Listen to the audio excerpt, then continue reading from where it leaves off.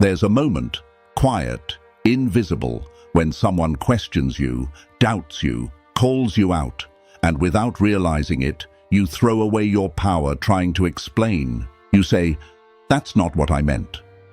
You misunderstood me. I swear, I'm not like that." But Machiavelli would smirk. Because in that instant, you didn't defend yourself. You confessed that their opinion defines you. That's how power dies. Not in battle, but in explanation. The second you justify yourself, you hand them the frame, you give them the weapon, and they don't see a victim, they see blood. The strong don't explain. They let silence do the talking, because silence is judgment disguised as control.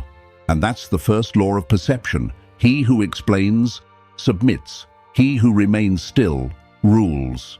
Remember this: the moment you explain yourself, you've already surrendered the crown. They call it explaining yourself.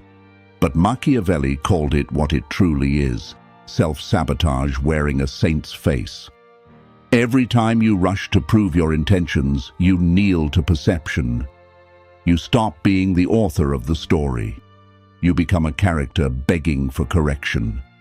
Think about it. Someone twists your words. Someone misreads your silence. Someone whispers your name in a tone that poisons the room. And what do? You panic. You defend. You say, "Wait, that's not true. I didn't mean it like that." The moment you explain, you give them exactly what they wanted. Your reaction. Reaction is currency. It proves they have entered your frame. It proves they matter. And once they know that, they own you. Machiavelli warned, the man who defends himself lowers himself. He saw a brutal truth. Defending doesn't restore your image. It cements your weakness. The more you talk, the less they listen. The more you justify, the more guilty you appear. The crowd never sides with the one explaining. They side with the one who looks untouched. Perception isn't built on logic. It's built on aura, on what you seem to feel, not what you can prove. You can be right and still appear desperate. You can be innocent and still look weak. In the game of perception, truth is optional. Control is everything. So when someone attacks your name, don't rush to clean the stain. Let it sit. Let them watch it until they begin to doubt if it was ever real. The greatest trick in psychological warfare is not to convince others you're good, but to make them question whether they ever understood you at all.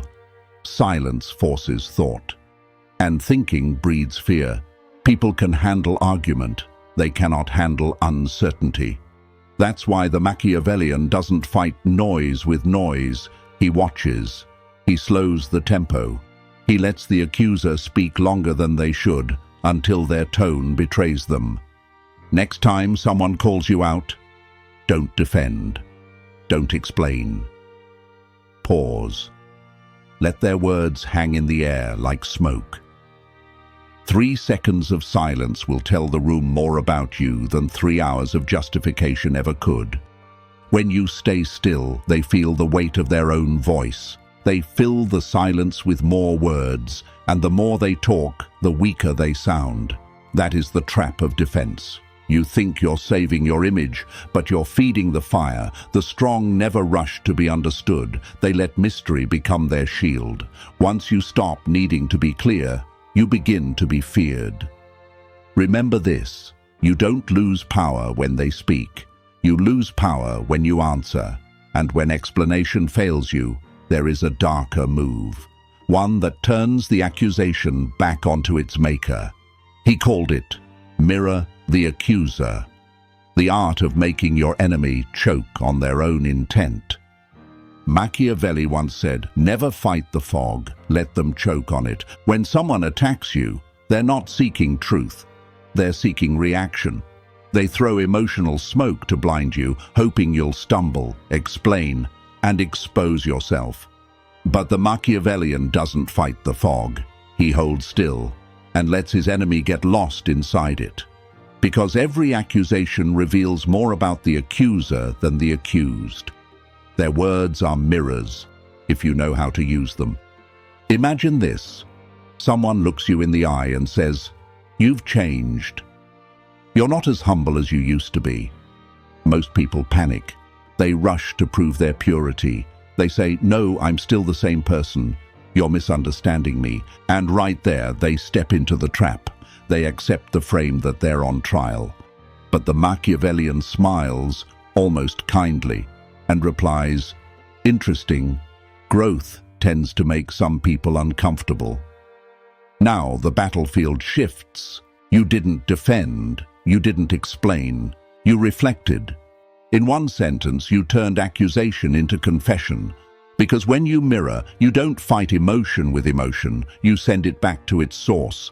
Machiavelli understood this law of perception. Whoever controls the frame controls the mind. When you mirror, you seize the frame. You make them face their own insecurity. They say, "You're arrogant." Let them taste their discomfort with confidence. They say, "You're manipulative." Let them confront why control threatens them so much. Mirroring isn't defense, it's exposure. It forces the attacker to meet the weakness that birthed their accusation. Because people don't accuse from truth, they accuse from projection. Watch what happens next time someone insults you in public. You say nothing.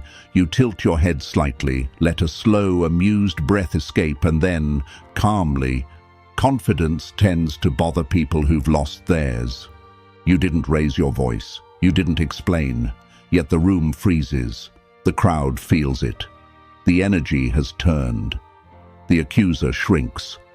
They look for allies, but no one stands beside a person who's just been mirrored. Your stillness becomes judgment. Your calmness, control. Next time someone attacks you, don't react. Don't rush to win, just mirror. Speak slowly. Look longer than they can stand. Watch them unravel beneath their own words. That's the Machiavellian method to make emotion self-destruct. You don't defeat your enemy. You let their own energy collapse inward until they mistake the sound of their fall for your silence. Machiavelli knew. The wise man does not resist emotion. He redirects it. And when you can redirect emotion, you no longer need to dominate. You simply redefine the field. Because once they realize every jab they throw becomes a mirror, they stop attacking. Not out of respect, but out of fear. But reflection is only the beginning. Machiavelli's next law is colder, the art of controlling the very stage where truth performs. It's called control the frame. The world doesn't move by truth, it moves by frames, not by what happened, but by who defines what happened. Machiavelli understood this before anyone else. He wrote, "Perception isn't reality, it creates reality." Because people don't see the world. They see whoever is calm enough to describe it first.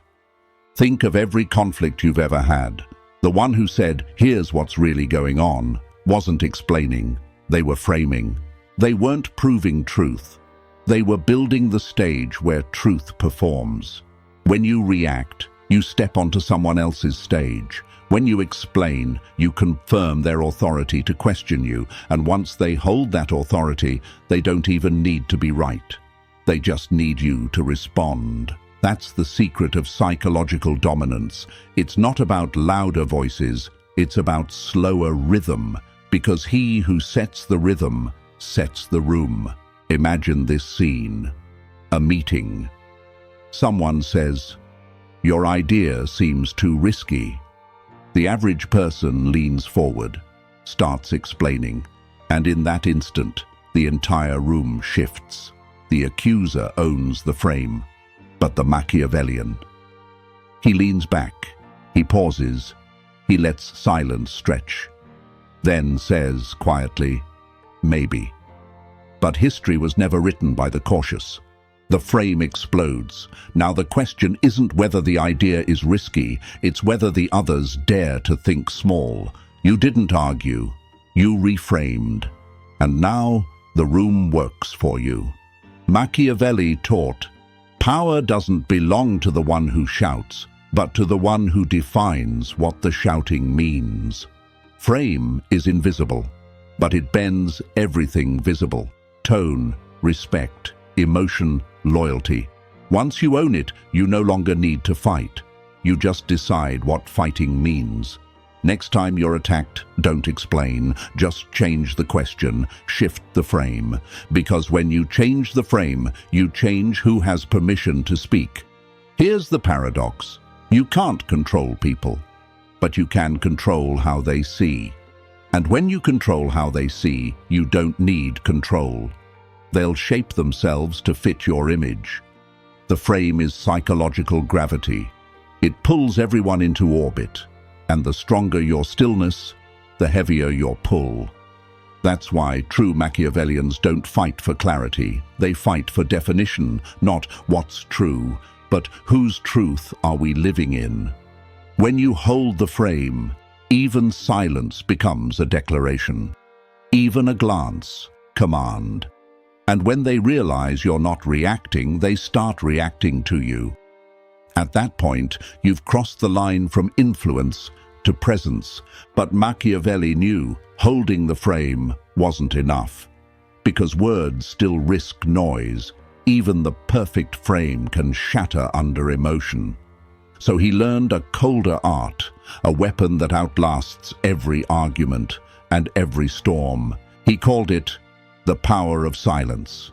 Because silence isn't the absence of control, it's control at its purest form. Let's step into it. Silence. A word most people fear, because in silence, they finally meet themselves. From the moment you were born, the world taught you to fill every pause, to explain, to respond, to keep the noise alive. Because in noise, people feel safe. But Machiavelli understood. The one who can sit in silence controls the room. In every confrontation, watch carefully. The louder one speaks, the less control he has. He's performing for comfort, not commanding attention. The quiet one doesn't chase the stage. He becomes it. Because silence shifts the gravity of perception. When you don't react, others begin to hear their own echo. They start replaying what they just said, wondering if they went too far. You didn't defend, you let their conscience do it for you. That's the hidden brilliance of Machiavellian silence. You force others to carry the weight of their own noise. Imagine this, you're in a meeting, someone sneers. Do you think you're smarter than everyone else? Every eye turns to you. Tension thick as smoke. Most people panic, explain, laugh it off, or fight back. You don't. You look up slowly, expression still. 3 seconds, 5, 10. Then, coldly, quietly, if that's what you see. And then, nothing. You let the silence expand until it swallows the question itself. That moment isn't weakness. It's control, in its purest form. Because now the silence isn't empty. It's theirs. They must fill it. They must justify it. They must live inside it. Machiavelli would call this psychological suffocation. You take away their oxygen, attention, and watch them choke on their own need for validation. People can handle insult, they can handle anger, but they can't handle indifference. And indifference is what kings are made of. Next time someone attacks you, try silence. Count to 3.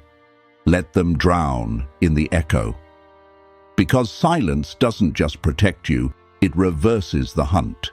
In a noisy world, silence is a luxury, and those who can afford it look powerful. Because silence says, I don't need your validation. I don't need your reaction. I don't even need this moment. And that terrifies people, because it means you live above their emotional weather. The crowd may not understand why you seem calm, but they'll feel it. They'll lower their voices when you speak. They'll mirror your tempo. They'll submit without realizing it. That's the paradox of power. You don't dominate by speaking louder. You dominate by controlling what follows. And once you've mastered silence, the next law reveals itself, the art of controlling not just what happens, but when. Because in Machiavelli's world, time is the final instrument of control.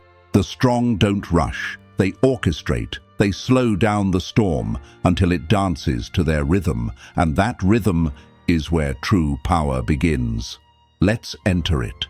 Power isn't speed, it's rhythm. The strong don't rush, they choose when things move. Machiavelli wrote, "He who controls the tempo controls the outcome." In the war of perception, timing is the sharpest blade. Watch any argument. When someone grows emotional, their voice accelerates. They repeat. They lose precision. They think they're winning, but with every hurried word, they bleed control. The Machiavellian does not chase that tempo. He slows it. He forces the other to feel the silence between their sentences. He wins not by speaking better, but by deciding when everyone speaks. Think of tempo as invisible gravity. When you move slow, you pull others into your orbit. They start breathing on your rhythm. They adjust to your calm. Humans are slaves to energy. Energy follows tempo. You've seen it. A room in chaos. One calm person enters. He doesn't shout. He doesn't demand. Within minutes, the noise drops. People mirror his pace. He's not reacting. He's conducting. That is Machiavellian control. Not louder, slower. Machiavelli knew what modern minds forget. People don't follow logic, they follow pulse. Whoever sets the emotional pulse rules. So in conflict, never match their speed. If they rush, pause. If they shout, whisper. If they accuse, delay. Your delay becomes dominance. Because when you decide the moment to answer, you own the flow of reality. Next time someone pushes your buttons, don't push back. Let 3 seconds pass, then move slower than they expect. You'll feel it. Their tempo collapses into yours. Tempo control is psychological hypnosis. You're not just speaking, you're programming rhythm. Each pause becomes a command, each breath a signal. That's why kings, generals, and great manipulators move the same way. Deliberate, measured, untouchable. When others rush to fix chaos, you wait. Waiting creates tension. Tension makes people reveal themselves. In those extra seconds, they show who they really are. Fear, impatience, guilt. And you remain still, watching emotion betray them one heartbeat at a time. Tempo is the art of invisible dominance. It turns silence into strategy, stillness into intimidation. You're not avoiding reaction. You're making them chase it. When people cannot predict your rhythm, they begin to dance to it. And when they dance to your rhythm, you own their psychology. Machiavelli warned, never let others set the speed of your decisions. The fast become desperate. The slow become divine. Once you control tempo, once you slow the world around you, a new kind of power awakens. You no longer need to defend, explain, or react. You use their energy against them. The next law is crueler. How to turn insults into weapons. Because in the end, you don't block the blade. You let them fall on it. Machiavelli once said, "Do not meet the sword with a shield. Let the attacker fall on his own blade." That is how you turn insults into weapons. Every insult they throw is energy. Every accusation is a confession in disguise. Your task is simple. Redirect it. Let's make it concrete. Someone says, "You're too arrogant." The average person denies it. They explain. They defend. The Machiavellian, he smiles and says, calmly, "Strange. Confidence has a way of making people uncomfortable." Not a defense. A reflection. You just turned their insecurity into exposure. Their weapon points back at them. They call you manipulative? Don't argue. Don't protest. Say, only people who can't be influenced call everything manipulation. Then stop. Let silence finish the job. The more they explain, the more unstable they sound. The crowd begins to notice. You didn't fight. You reframed. And in the game of power, the one who reframes rules. People reveal themselves when they think they're revealing you. When they call you cold, they confess how much they need warmth. When they call you distant, they confess how much they crave attention. When they call you selfish, they confess how much they want control. You don't say it. You let their words echo back. Silence becomes the mirror they cannot escape. Remember, an insult is never about truth. It's a test of your frame. They want to see if you'll flinch, if you'll explain, if you'll collapse. When you don't, when you stay calm, they discover something terrifying. They have no power over you, and that realization breaks them. Next time someone insults you, don't rush to fix it. Pause, breathe, smile. Then quietly, if that's how you see it. One sentence. Psychological judo. It ends the fight without starting one. They wanted to drag you into their emotional gravity. You refuse. They lose oxygen. They spiral. They overtalk. They over-explain. The crowd watches them unravel while you remain still. That is how you win without lifting a finger. Machiavelli called this the turn of the blade. You never block the attack. You redirect it and let it return home. Every word you don't say becomes a mirror. Every silence you hold becomes a strike. The most elegant revenge is composure. The most brutal punishment is indifference. When you master this, your enemies stop attacking, not because you fought back, but because they learn something darker. You don't play defense. You don't even play their game. You let them destroy themselves trying to reach you. But there is one move colder still, quieter and deadlier. Not silence, not restraint. Psychological disappearance. The art of vanishing on purpose. When presence loses its power, disappearance becomes the weapon. Machiavelli taught that the most terrifying power is not found in confrontation, but in absence. He called it the disappearance, not the silence you hold while being watched, but the silence you leave behind when you walk away. Presence makes people comfortable. Absence makes them question. When you disappear, you create a vacuum, and the human mind hates emptiness, so it fills that void with obsession. They start to wonder, where are you? Why haven't you replied? What are you planning? Did they go too far? They think they're punishing you with distance. But really, you're the one writing the narrative and they're trapped inside it. Psychological disappearance isn't retreat. It's dominance in disguise. You don't run. You remove oxygen from the room. You stop feeding them your energy, your reactions, your presence, your attention. And suddenly, they're left alone with their own echo. The echo of what they said, of what they did, of what you didn't reply to. That echo is what breaks people. You've seen it. You stop responding to a message, and within hours, they start sending longer ones, explanations, apologies, excuses. They talk to themselves, pretending to talk to you. That's the power of absence. It turns every thought into a mirror, and every mirror into punishment. Machiavelli wrote, "Absence sharpens respect. Presence cheapens it. The weak crave to be seen. The powerful make being seen a privilege. When you appear everywhere, you lose weight. When you vanish, every trace of you becomes heavier than your presence ever was. People start defending you, inventing your reasons, building your legend. You say nothing, yet you're all they talk about. Next time someone tries to control you, don't react. Don't explain. Disappear. Pull your energy back. Let the silence echo. Watch them crumble under their own noise. Absence isn't weakness. It's the coldest strategy. You make the enemy swing in the dark. They fight shadows, guilt, imagination. Because what haunts the human mind isn't rejection. It's uncertainty.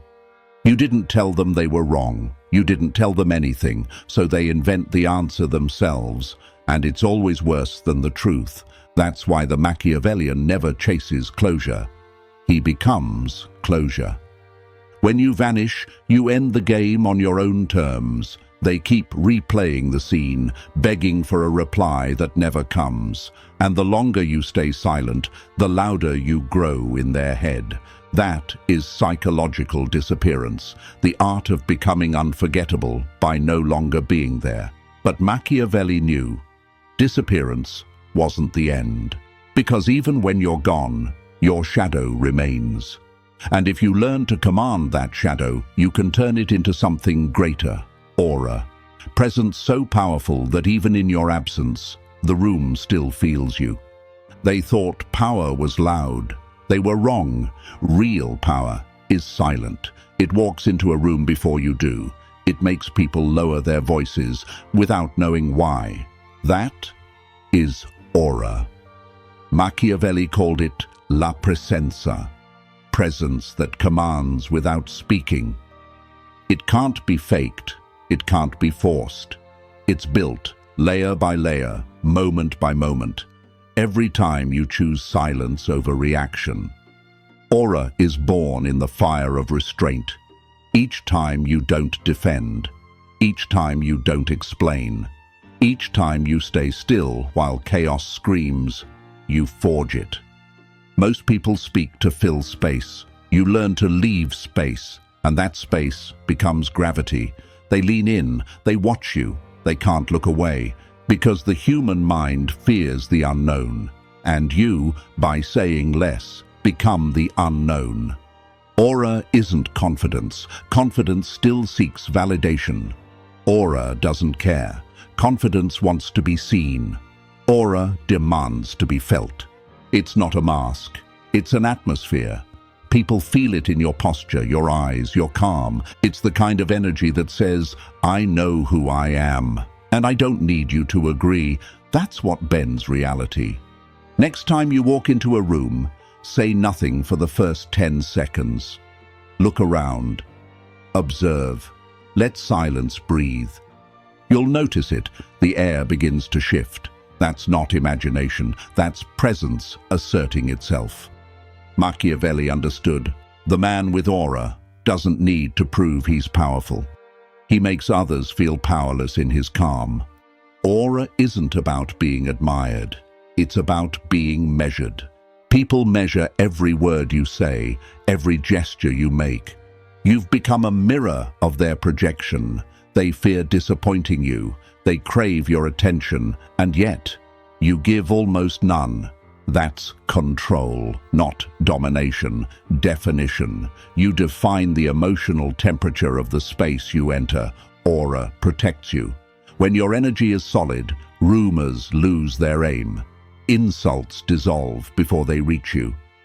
Because people don't attack what they can't read. They hesitate. They whisper. They wonder. And that hesitation is your shield. To build aura, you don't need charisma. You need consistency. Say little. Do exactly what you say. Disappear when needed. Return with timing. Never chase validation, and never break silence unless it adds weight. Every act of restraint adds another invisible layer to your presence, until one day you realize something chilling. You no longer walk into a room. You enter it like a law. Aura is when your name creates silence, when your eyes end conversations, when your calm feels like authority. It's not power you use anymore. It's power that is. You've become the atmosphere itself. But Machiavelli warned, aura must be protected, because the louder the world gets, the easier it is to lose your center. To keep it, you must master the final form of control, emotional immunity. The ability to remain untouched, not by words, not by praise, not by pain. That is the crown of silence, the untouchable mind. Now we enter the final law, where silence no longer protects you, it transforms you. Machiavelli once wrote, "The strongest man is not the one who fights emotion, but the one who no longer reacts to it." That is emotional immunity. It's not numbness, it's power, the kind of power that comes when nothing outside of you can move what's inside of you. Look around. People today are emotional puppets. One comment and they spiral, one insult and they explain, one compliment and they lose focus. They call it being human, but Machiavelli called it what it is, being owned. Because if anyone can make you angry, they control you. If anyone can make you chase validation, they own you. The one who controls your emotion controls your reality. Emotional immunity isn't detachment, it's command. It's when you can feel everything and still choose nothing. You can hear the insult, see the betrayal, feel the rejection, and still sit still. That's not suppression, that's sovereignty. Imagine someone trying to provoke you. They raise their voice. They question your motives. They want to see you break, but you just sit there, breathing slow, eyes calm, stillness cutting deeper than words ever could. And suddenly, they panic because their weapon failed. They thought they could reach you. They couldn't. That's emotional immunity, a quiet kind of invincibility. Next time someone tries to get a reaction, don't give them one. Let silence answer. Let calmness hurt them more than anger ever could. You'll feel it. Their tone shifts, their energy collapses, because nothing is more terrifying than a person who cannot be provoked. Machiavelli understood the emotionally reactive man is easy to conquer. Give him hope. He follows you. Take it away. He hates you. Praise him. He serves you. Ignore him. He breaks. That's why the Machiavellian doesn't fight emotion. He transcends it. He sees emotion like weather, passing storms, temporary noise. He doesn't curse the rain. He studies its rhythm, then walks through it untouched. You don't reach this level overnight. It takes humiliation, loss, betrayal. All the moments that once broke you until you finally see the pattern. The pattern where you realize every reaction is a chain, and you can choose to stop pulling it. Emotional immunity begins when your peace no longer depends on permission, when no apology is needed to restore your calm, when no praise can inflate your ego, when no insult can reach your core. It's when you stop trying to change people and start mastering yourself. Because once you do, you don't just stop being hurt, you stop being reachable. And that's the paradox. The moment you become emotionally immune, you stop fighting for understanding. You stop chasing fairness. You stop performing for empathy. You realize silence was never a weapon. It was a shield. And inside that shield, you found peace. But Machiavelli knew there's one final step. Because once you control emotion, once you master stillness, once you stop defending, you reach the last transformation, not power, not control, but something higher, the silent crown. The moment you stop playing to win and start ruling through your very existence, now enter the throne. The silence has become your kingdom. At the highest level of power, there are no battles left to fight, no arguments left to win, no enemies left to hate. There is only silence, and the crown that grows within it. Machiavelli called it the silent crown. A throne not built from victory, but from stillness. You no longer seek to prove, you no longer crave to be right, because you've seen what happens to those who keep defending. They grow tired, they lose form, they drown in the noise. But you've risen above it. You discovered what few ever will. The man who doesn't react is the one everyone must react to. At this level, you don't chase control, you embody it. You don't demand respect, you command it by existing. Your silence is no longer resistance, it's law. Every glance, every pause, every breath becomes an unspoken decree, and those around you feel it. They lower their voices when you enter. They measure their words before they speak, not because you forced them to, but because your calm exposes their chaos. Machiavelli saw this paradox. He wrote, "He who explains submits. He who remains silent commands." That isn't poetry. That's physics. The energy of stillness bends the world around it. You're no longer playing the game. You've become the rule that defines it. From the moment you stop defending, you stop being seen as human and start being seen as inevitable. That's when power stops looking like effort and starts feeling like destiny. Even your enemies protect your name. They whisper it carefully. They speak with unease, as if your silence could hear them.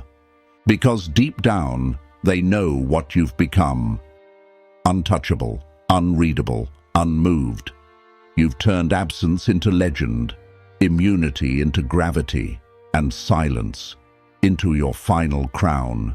You no longer seek to win arguments. You make others afraid to start them. You no longer chase attention. You make attention orbit you. You no longer need to be understood. You've become felt. The strong want to be respected. The weak want to be loved. But the Machiavellian only needs to be remembered. And now, the game changes. You are no longer part of the noise.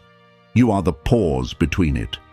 You don't respond to the world responds to you. You don't move faster, you move last. And the last move is always the one that rules. Machiavelli would smile here, because this stillness is where every law of power leads. Not dominance, not control, but clarity. Clarity so sharp it cuts through illusion. Clarity so cold it feels divine. You no longer defend your image defends itself. You no longer speak to be heard, you speak to end the room. And when you finally fall silent, the silence itself continues your sentence. This is the crown of silence, forged in restraint, sealed in calm, carried by those who no longer need to prove. The world will call you cold, unreachable, dangerous. But Machiavelli would call you what you truly are, free. Because when no one can control your reaction, no one can control your fate. You've ascended beyond the noise, beyond defense, beyond fear. Now, you don't play to win, you play to rule. And when the world speaks again, your silence will still be louder. If you've reached this point, you've already changed. Something inside you has shifted. You no longer crave to be understood. You crave to be clear. You no longer seek to be liked. You seek to be respected. You no longer chase the noise. You listen for silence. Because now you know silence speaks louder than truth. You've seen the game. You've played it long enough to understand. The world doesn't reward goodness. It rewards control. You've learned that not reacting is the purest form of dominance, that the calm man commands the storm, that the one who explains submits, and the one who remains silent commands. Machiavelli would tell you this: true evolution isn't about becoming stronger, it's about becoming unreachable. Because the moment you stop needing to be understood, you stop being controlled. The moment you stop chasing approval, you start bending perception. And the moment you stop defending, you become the law itself. So from now on, when they question you, don't explain. When they doubt you, don't convince. When they attack, don't react. Just stand still. Let silence do the talking. Let time do the proving. Let their own words bury them, because power doesn't shout. It waits. And if you've felt this message deep in your bones, it means something ancient inside you has awakened. The strategist, the observer, the ruler in the quiet. You've remembered what you were before the noise. So, like this video if you felt the rise of that stillness. Share it so others may find it when they're ready. And subscribe if you're done being understood and ready to be remembered. Turn on the bell, because the next video won't just change how you think, it will change who you become. Remember, he who explains submits. He who remains silent commands. And you've just begun to rule.